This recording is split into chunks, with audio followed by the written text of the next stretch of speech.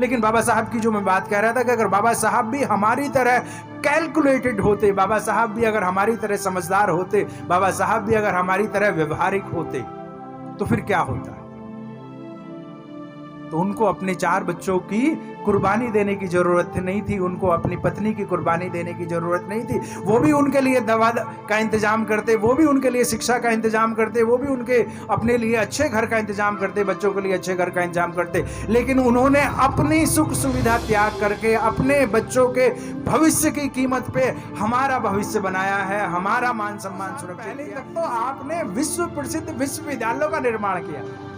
भाई नालंदा जो है उसको 12वीं शताब्दी में समाप्त किया गया। उसी तरीके से विक्रमशिला, उद्दंतपुरी, जगदल्ला, वल्लभी, पुष्पागिरी, ऐसे लगभग 20 विश्वविद्यालय थे। ये विश्वविद्यालय किस लिए कहे जाते हैं? इनको हम विश्वविद्यालय क्यों कहते हैं? विश्वविद्यालय हम इनको ये कहते हैं कि यहाँ पे पूरी दुनिया की यूनिवर्स की एजुकेशन वहां पे दी जाती है। किसी धर्म विशेष की, किसी क्षेत्र विशेष की, किसी भाषा विशेष का ज्ञान नहीं, बल्कि जिसको पूरी दुनिया का, पूरे यूनिवर्स का एजुकेशन जहां पे दिया जाए। और ऐसे आपके आसपास 12वीं शताब्दी तक कम से कम 20 विश्वविद्यालय थे। तो मैं कहता हूं कि हमारा इतिहास तो इन विश्व विख्यात विश्वविद्यालयों के निर्माताओं का इतिहास है, वो हमारे पूर्वज रहे हैं। और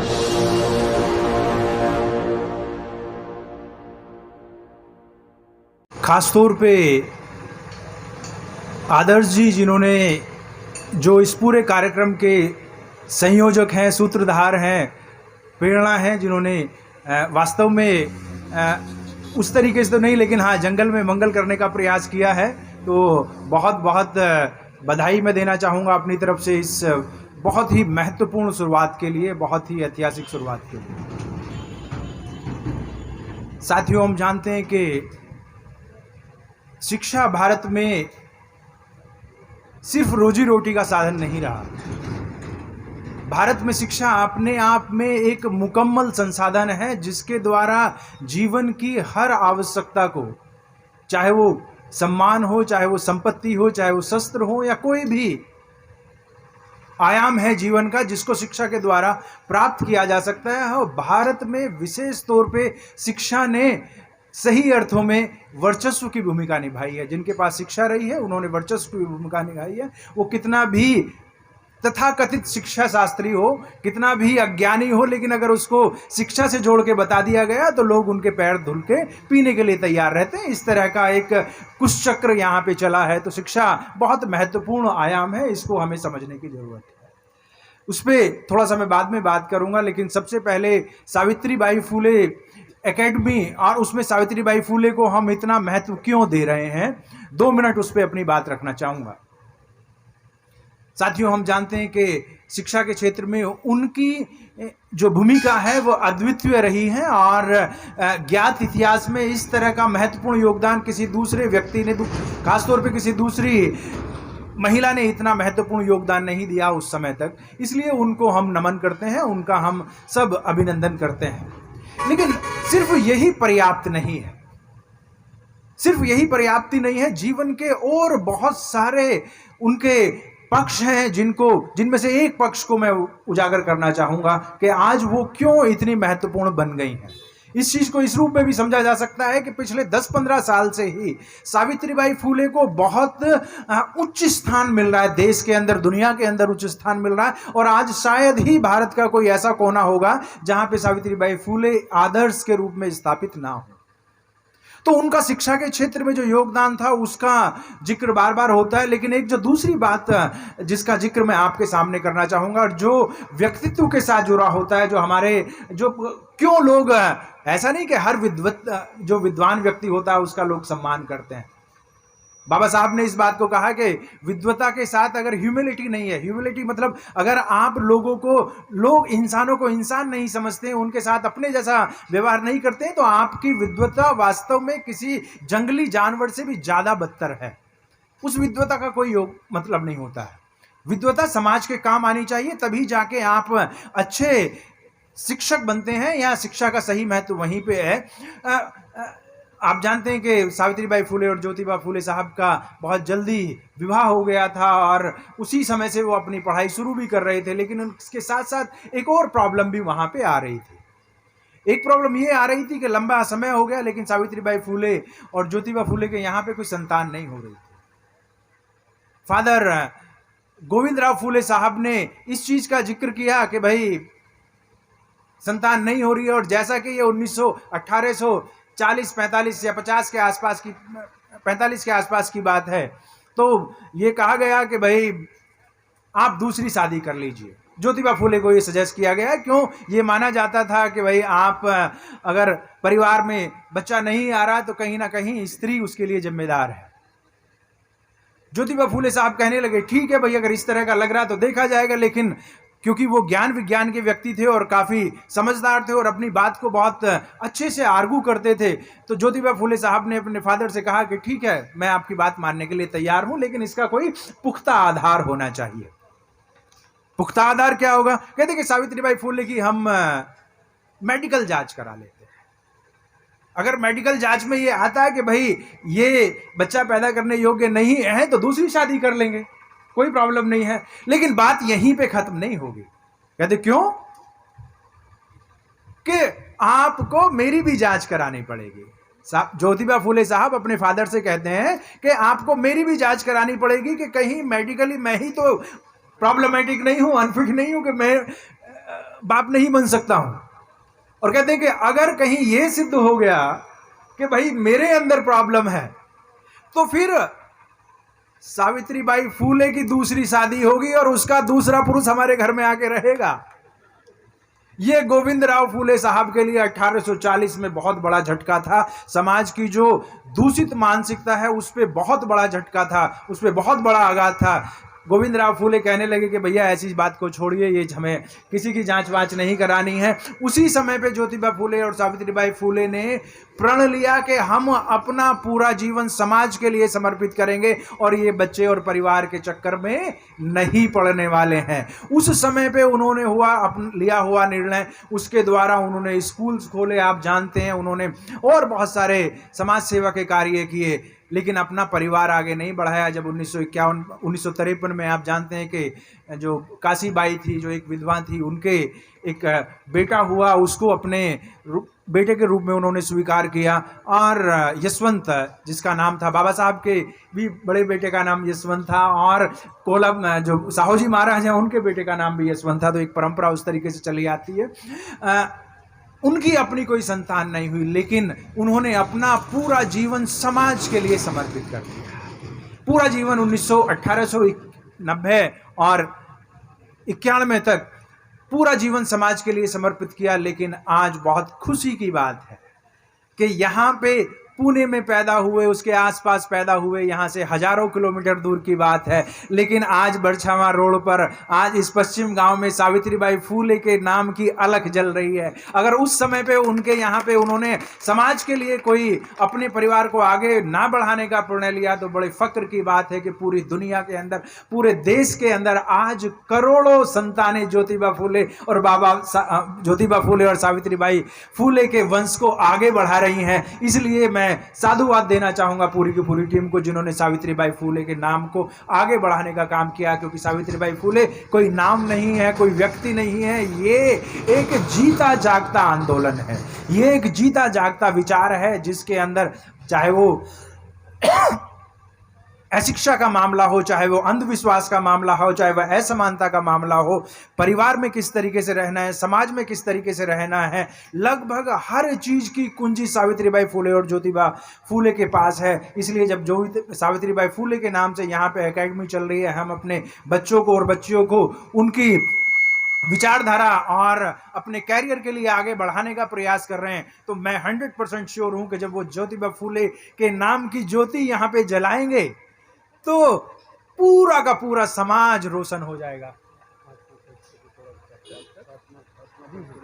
तो पूरा का पूरा समाज जो है वो रोशन हो जाएगा, उनको एक दिशा मिलेगी। इसलिए सावित्रीबाई फूले जिन परिस्थितियों में आगे बढ़ती हैं, सावित्रीबाई फूले हमारे लिए आदर्श क्यों है? क्यों? क्योंकि यहाँ पे जो परंपरा चली आ रही थी, यहाँ पे तो परंपरा उस तरह की थी कि भाई महिलाओं को शिक्षा ही नहीं देनी है, सिर्फ महिलाओं को शिक्षा नहीं देनी है। इस वर्ग को शिक्षा नहीं देनी है, उस वर्ग को शिक्षा नहीं देनी है, किसी को शिक्षा नहीं देनी है, सिर्फ स्वयं शिक्षा लेनी है। इस तरह की एक समाजवादी जातिवादी व्यवस्था यहाँ, ब्राह्मणवादी व्यवस्था यहाँ पे चली आ रही थी। उस व्यवस्था को नकार के सावित्रीबाई फुले एक ऐसी शिक्षा व्यवस्था का निर्माण करती हैं, ऐसे नए भारत के निर्माण की बुनियाद रखती हैं, जिसमें जब पहला स्कूल 1 जनवरी 1848 को खोला जाता है तो उसमें 9 बच्चियां हमारी जाती हैं। उन 9 बच्चियों में से 5 बच्चियां तो ब्राह्मण बच्चियां होती हैं, ब्राह्मण लड़कियां होती हैं, 3 उसमें ओबीसी होती हैं और 2 उसमें शेड्यूल कास्ट होती हैं। तो वो सिर्फ किसी एक वर्ग विशेष के लिए, एक जाति विशेष के लिए नहीं, बल्कि महिला मुक्ति का आंदोलन था। पूरी तरीके से भारत में शिक्षा व्यवस्था की क्रांति की शुरुआत थी। और इस क्रांति की शुरुआत में जिन लोगों ने साथ दिया सावित्रीबाई फुले का, जिन लोगों ने उनके कदम से कदम मिला के आगे बढ़े, उसमें मैं समझता हूं कि हमारी फातिमा शेख साहब और उस्मान शेख साहब, जिन्होंने भाई वाजिद जी का मैं बहुत बहुत धन्यवाद देना चाहूँगा, वाजिद अली साहब का, जिन्होंने आगे बढ़ के मिशन पे बैक टू सोसाइटी की टीम के साथ सहयोग करके सावित्रीबाई फुले एकेडमी को स्थापित करने में योगदान दिया है। क्योंकि जो काम उस समय पे उस्मान शेख और फातिमा शेख साहिबा ने किया, क्योंकि वो खुद वहाँ पे पढ़ाने लगी और पहली शिक्षिका के रूप में आई, तो मैं नमन करता हूँ उस तरह की शख्सियत को। और आपको भी सर बहुत बहुत साधुवाद देना चाहूंगा, अपनी तरफ से बहुत बहुत आपका आभार व्यक्त करना चाहूंगा। ये एक नई शुरुआत है, ये एक नए भारत की शुरुआत है। मैं समझता हूं कि नए भारत का रास्ता इन जगहों से चल के आएगा। जो बच्चे यहां पे आएंगे, जो बच्चे इस विचार से अपने आप को प्रकाशमान करेंगे, वो समाज को प्रकाशित करेंगे, एक प्रकाश स्तंभ के रूप में आगे लेके जाएंगे। दूसरी बात इसमें मैं कहना चाहूंगा कि देखिए, मिशन पे बैक टू सोसाइटी का इसमें जिक्र आ रहा है। मैं पे बैक टू सोसाइटी के बारे में बात करूंगा। साथियों, हम सब यहाँ पे बहुत अच्छे तरीके से अपनी बात को रख रहे हैं, एक आलीशान जगह पे बैठे हुए हैं और एक बहुत खुशनुमा माहौल है। ये जो सारा का सारे के सारे अवसर मिल पाए हैं, पद्मश्री बैठे हुए हैं, डीआईजी साहब बैठे हुए हैं, डीजी बैठे हुए हैं, सेक्रेटरी साहब बैठे हुए हैं और पता नहीं कितने कितने बड़े पदों पे हम लोग यहाँ पे बैठे हुए हैं। तो ये चमत्कार हो कैसे गया? इस चमत्कार का कारण क्या था? क्या ये अचानक हो गया? क्या अचानक हम लोग क्यों? क्योंकि अगर हम दूसरी या तीसरी पीढ़ी की बात करें तो वो तो हमसे कहीं ज़्यादा मेहनत कर रहे थे। हमारे बाप दादा नाना नानी तो बहुत ज़्यादा मेहनत कर रहे थे, उनको तो ये अवसर नहीं मिल पाया था। वो तो डीआईजी और डीजी और सेक्रेटरीज नहीं बन पा रहे थे, पद्मश्री उनको तो नहीं मिल पा रही थी। तो फिर हम लोगों ने ऐसा क्या काम कर दिया कि हमें ये तमगे मिल गए, हमें ये उपाधियाँ मिल गई? सीधी सी बात है कि हमारी मेहनत तो उनसे बहुत कम है, लेकिन उनकी मेहनत का प्रतिफल है कि हम यहां तक पहुंच पाए हैं। उन्होंने खून पसीना बहा के हमें यहां तक पहुंचाया। वो उन अवसरों का, उन सुविधाओं का फायदा नहीं उठा पाए। मैं निश्चित रूप से कह सकता हूं कि ना सिर्फ हम लोगों ने बहुत कठिनाइयाँ झेली हैं, बहुत विकट कठिनाइयाँ झेली हैं, बहुत शोषण और दमन झेला है पिछले 200-300 साल के अंदर, लेकिन उन कठिनाइयों को, दमन को, शोषण को धत्ता बना के सैकड़ों द्रोणाचार्यों की छाती पे झंडा गाड़ के हम यहाँ तक पहुँचे हैं। ये जो व्यवस्था है उनके त्याग और बलिदान की वजह से हो पाई है। उन त्याग और बलिदान की वजह से अगर संविधान ना होता, उन त्याग और बलिदान की वजह से अगर रिजर्वेशन जैसी चीज़ें ना होती, तो शायद हम लोग यहाँ पे नहीं पहुँच पाते। ये इतने अच्छे अवसर हमें नहीं मिल पाते। इसलिए ये जो फायदा हमें मिला, ये जो सुविधाएं हमें मिली, ये जो उपाधियां हमें मिली हैं, ये उपाधियां किसी राजकुमार को या किसी अनिल साहब को या किसी उदय प्रताप जी को नहीं मिली हैं। ये उपाधियां मिली हैं हमारे समाज को उनके त्याग और बलिदान की वजह से। इसलिए हमारी ये जिम्मेदारी बनती है कि जिस समाज के नाम की वजह से, जिस समाज के सदस्य होने की वजह से हमें ये अवसर मिले हैं, ये सुविधाएं मिली हैं, उस समाज का ध्यान रखा जाए, उस समाज के कर्ज को वापस किया जाए, क्योंकि उसने अपने खून पसीने की कीमत पे हमें यहां तक पहुंचाया है। अगर बाबा साहब अपने 4 बच्चों का बलिदान ना देते, अगर बाबा साहब भी हमारी तरह ही, मैं अपनी तरह ही कहूंगा, सबकी तरह नहीं कहूंगा, और हम सब जानते हैं कि हम अपने सामर्थ्य के अनुसार थोड़ा बहुत पे बैक टू करना चाह रहे हैं, लेकिन उतना नहीं कर पा रहे जितना हमें करना चाहिए, जितनी हमारी सामर्थ्य है उतना शायद हम नहीं कर पा रहे हैं। हम बहुत अच्छा कर सकते हैं, लेकिन बाबा साहब की जो मैं बात कह रहा था कि अगर बाबा साहब भी हमारी तरह कैलकुलेटेड होते, बाबा साहब भी अगर हमारी तरह समझदार होते, बाबा साहब भी अगर हमारी तरह व्यवहारिक होते, तो फिर क्या होता?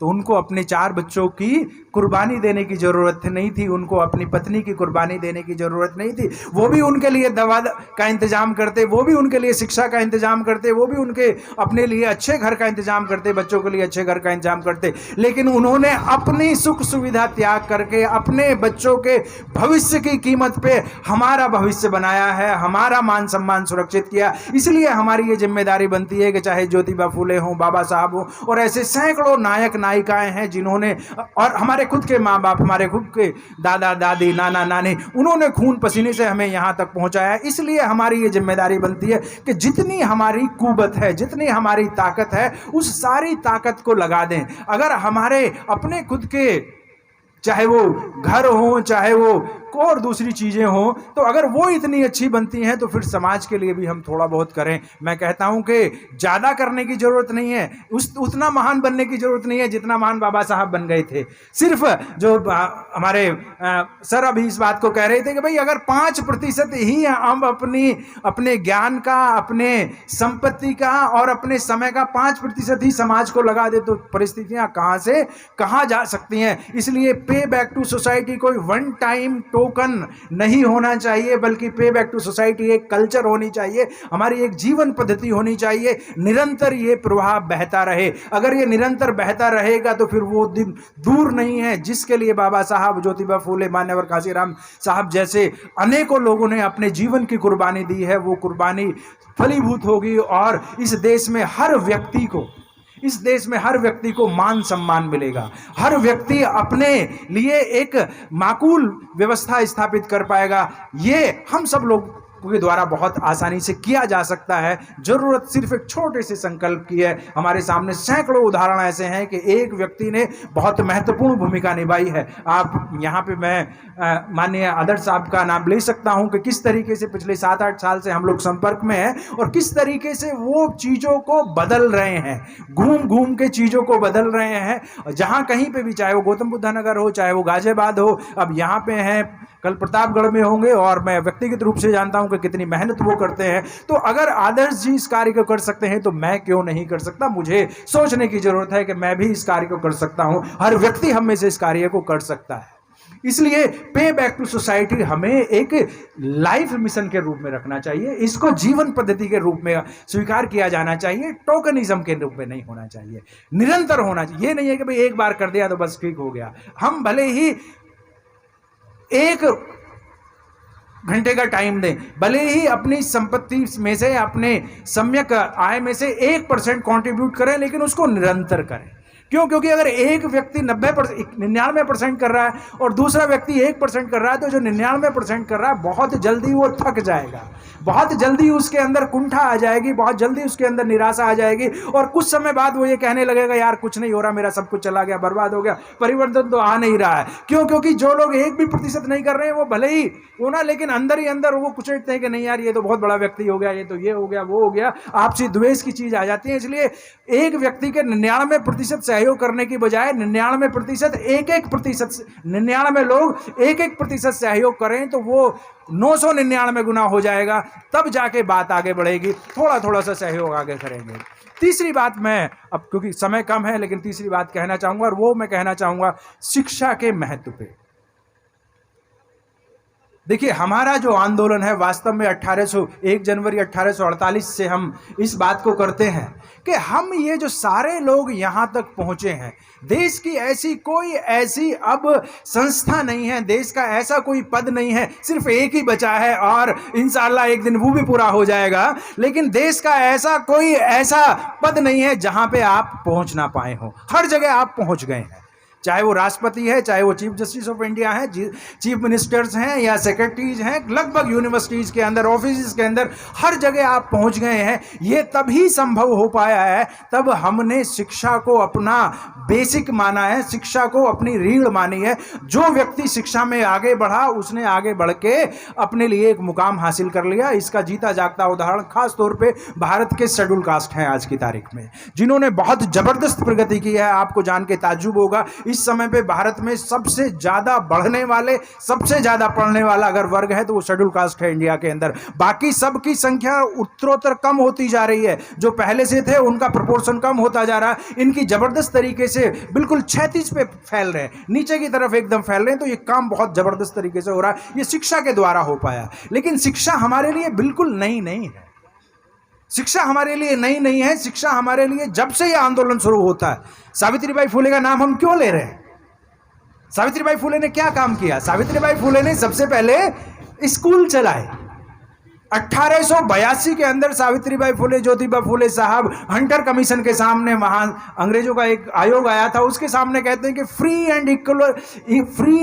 Free equal and compulsory education for all. 1882 में सबके लिए कहते हैं, सबको मिलना चाहिए। उसी समय पे बंगाल के अंदर हरिचंद ठाकुर, गुरुचंद ठाकुर, दो बहुत महत्वपूर्ण व्यक्ति होते हैं, बेटे और बाप हैं। इन दोनों ने वहां पे आंदोलन चलाया शिक्षा का। उसी समय पे अयंकाली, उससे पहले अयोध्यादास तमिलनाडु के अंदर, उसी समय पे आप देखते हैं कि फिर ज्योतिबा फुले, सावित्रीबाई फुले के बाद साहूजी महाराज, मंगूराम पंजाब के अंदर, भाग्यरेड्डी वर्मा आंध्र प्रदेश के अंदर।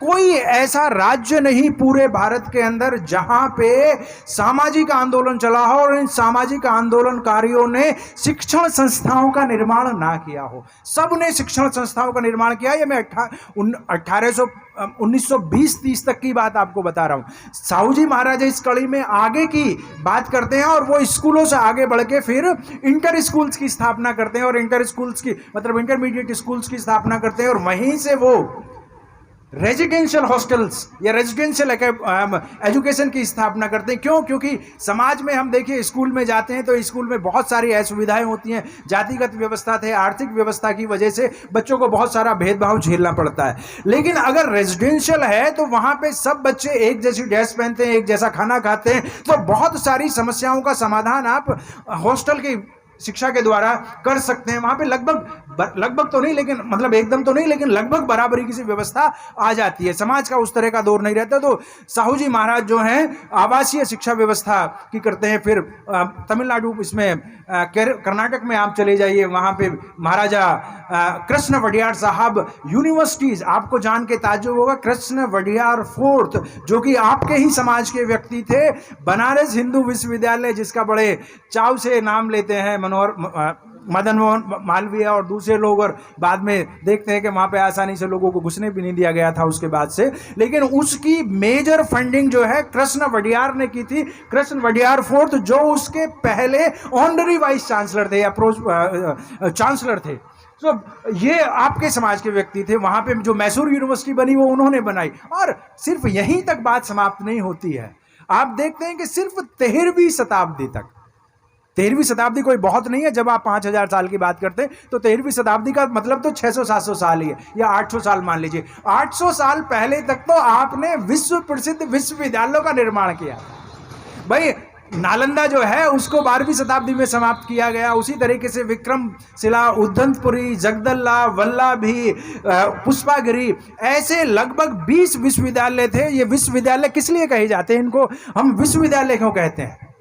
विश्वविद्यालय हम इनको ये कहते हैं कि यहां पे पूरी दुनिया की यूनिवर्स की एजुकेशन वहां पे दी जाती है। किसी धर्म विशेष की, किसी क्षेत्र विशेष की, किसी भाषा विशेष का ज्ञान नहीं, बल्कि जिसको पूरी दुनिया का, पूरे यूनिवर्स का एजुकेशन जहां पे दिया जाए। और ऐसे आपके आसपास 12वीं शताब्दी तक कम से कम 20 विश्वविद्यालय थे। तो मैं कहता हूं कि हमारा इतिहास तो इन विश्व विख्यात विश्वविद्यालयों के निर्माताओं का इतिहास है। वो हमारे पूर्वज रहे हैं, और बीच में थोड़ा सा समय खराब आ गया, इसलिए हम लोग जो है थोड़ा सा पिछड़ गए। लेकिन जैसे ही मौका मिला, सावित्रीबाई फुले, ज्योतिबा फुले और इन सब के द्वारा हमने शिक्षा को आगे बढ़ाने का प्रयास किया। आज भी ये समय मैं समझता हूं कि बहुत महत्वपूर्ण है। जिस तरीके से पूरे देश के अंदर इस समय पे, आप कुछ लोग कह सकते हैं कि भाई एक विकट राजनीतिक परिस्थिति है, बड़ी खराब सामाजिक परिस्थिति है और समस्याएं बहुत ज्यादा हैं, लेकिन मैं कहता हूं कि पूरे देश के अंदर इस समय पे एक अंडर करंट चल रहा है। एक अंदर ही अंदर एक साइलेंट रिवॉल्यूशन चल रहा है, जिसमें लोग सामाजिक रूप से और खासतौर पर इंटेलेक्चुअल, एकेडमिक रूप से बहुत स्ट्रांग तरीके से व्यवस्था को चैलेंज करने का प्रयास कर रहे हैं। और व्यवस्था को चैलेंज करने का प्रयास वो किस तरीके से कर रहे हैं? व्यवस्था के निर्माण के द्वारा, संस्थाओं के निर्माण के द्वारा उस व्यवस्था को चैलेंज करने का, ज्ञान की व्यवस्था जो है उसको चैलेंज करने का प्रयास कर रहे हैं। सावित्रीबाई फुले एकेडमी उसी प्रयास की एक छोटी सी कड़ी है। और आज जो एक छोटी सी कड़ी है, जो एक दिए के रूप में सामने नजर आ रही है, निश्चित रूप से आने वाले समय में ये हमें मंजिल दिखाएगी, हमें रास्ता दिखाएगी। आसपास की जगह पे निश्चित रूप से इससे समाज को बहुत फायदा होगा, हमारी बच्चियों को बहुत फायदा होगा। अपने कैनवास को थोड़ा बड़ा करें, अपने आप को देखें कि देश दुनिया के अंदर क्या हो रहा है, क्या कर सकते हैं, क्या नहीं कर सकते हैं। अब हम सारे साथी यहाँ पे जुड़े हैं। निश्चित रूप से मैं समझता हूँ कि ना सिर्फ बहुजन समाज का, ना सिर्फ हमारे बच्चे और बच्चियों का, बल्कि इस देश का भविष्य भी अंबेडकरवाद, ज्योतिबा फुले, साहू जी महाराज और माननीय प्रकाशीराम साहब की विचारधारा के साथ सुरक्षित है। इन्हीं शब्दों के साथ मैं अपनी बात को समाप्त करूंगा और एक बार फिर सभी साथियों का बहुत बहुत धन्यवाद देना चाहूंगा। आप सभी को बहुत बहुत जय भीम।